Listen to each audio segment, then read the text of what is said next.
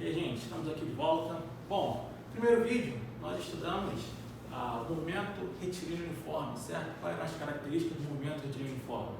Primeiro, a velocidade ela era constante, a aceleração ela era zero e o movimento era em linha reta.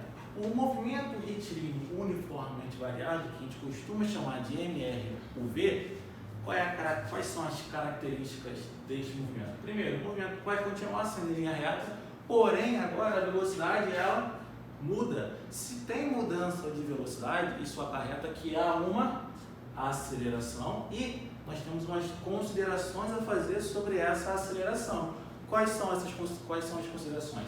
Ela tem que ser constante e, ao ser constante, ela tem que ser diferente de zero. Porque se ela for constante e igual a zero, aí não é o MRV, é o MRU. Ok? Dito isso, a gente já cai direto nas equações do MRV, que é muito importante você se ater. Quais são essas equações? Nós temos três equações de características do MRV. Primeira, a equação da posição. O que ela diz para a gente? Ela vai dizer que a posição do nosso móvel vai ser uma função que vai depender do tempo elevado ao quadrado. Então, uma função em relação ao tempo ao quadrado, isso vai nos dar uma parábola, que nós vamos ver mais à frente a aplicação desse tempo ao quadrado aqui, o que acontece com o surgimento desse tempo ao quadrado. Então, você vê que, comparado com o primeiro vídeo, já é uma equação da posição diferente, certo? A equação da velocidade, se você reparar, ela é uma equação linear com o tempo. Então, a velocidade ela vai depender apenas conforme o tempo for passando. Então, qual é a expressão que nós temos? Nós temos que a velocidade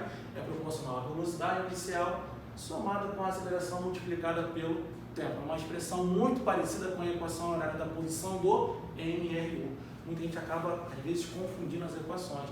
Nós não podemos juntar os movimentos, tá certo? Os movimentos eles são distintos, são movimentos totalmente separados, ok? E a terceira equação é o que a gente costuma chamar de equação de Torricelli. O que a equação de Torricelli pode dizer para a gente? Ela vai relacionar as velocidades com o deslocamento. Note que nessa expressão aqui, ó, você não tem o uso do tempo. Então, o tempo não vai aparecer aqui. E qual é a expressão? Você vai ter a velocidade final ao quadrado do seu movimento é proporcional à velocidade inicial ao quadrado somado com o dobro entre o produto da aceleração e a distância. Então, essa é uma equação que você utiliza bastante nos vestibulares quando não for dada nenhuma informação sobre tempo e também quando o tempo não for cobrado.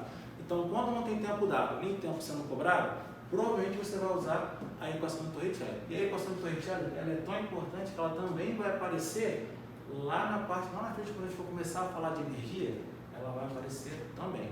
Então, muita atenção para essa equação aqui, que ela é bem importante, certo? Então, aqui nós temos as definições, velocidade inicial, metro por segundo, unidade padrão, velocidade final, metro por segundo também, e a aceleração aqui em metro por segundo ao quadrado. Nós não podemos esquecer as unidades padrão do sistema internacional, tá certo? Na física é necessário, é importante, é fundamental sempre que você falar de uma grandeza, você pôr a unidade de medida do lado, porque senão você não está falando de uma grandeza física, o número fica avulso, tá certo? E com isso a gente chega na parte dos gráficos. Lembra dos gráficos? Bom, no MRU, se você se lembrar, nós tínhamos dois gráficos. Era o gráfico da posição pelo tempo e o gráfico da velocidade pelo tempo. No MRUV, nós vamos ter três gráficos. Agora ficou um pouquinho maior. Bom, qual é o nosso primeiro gráfico? É o gráfico da aceleração pelo tempo. Esse gráfico de aceleração pelo tempo, o que ele vai dar para a gente? Se você calcular a área desse gráfico aqui, em um determinado intervalo de tempo qualquer, de t0 até t, você vai encontrar o valor da variação da velocidade. Se você lembrar aí da nossa última aula, o gráfico de velocidade por tempo dava o ΔS. Agora o gráfico de aceleração pelo tempo vai nos fornecer o quê? Vai nos fornecer ΔV, ok? Esse é o primeiro gráfico que você tem que considerar. O segundo gráfico que nós vamos estudar é o gráfico da velocidade pelo tempo.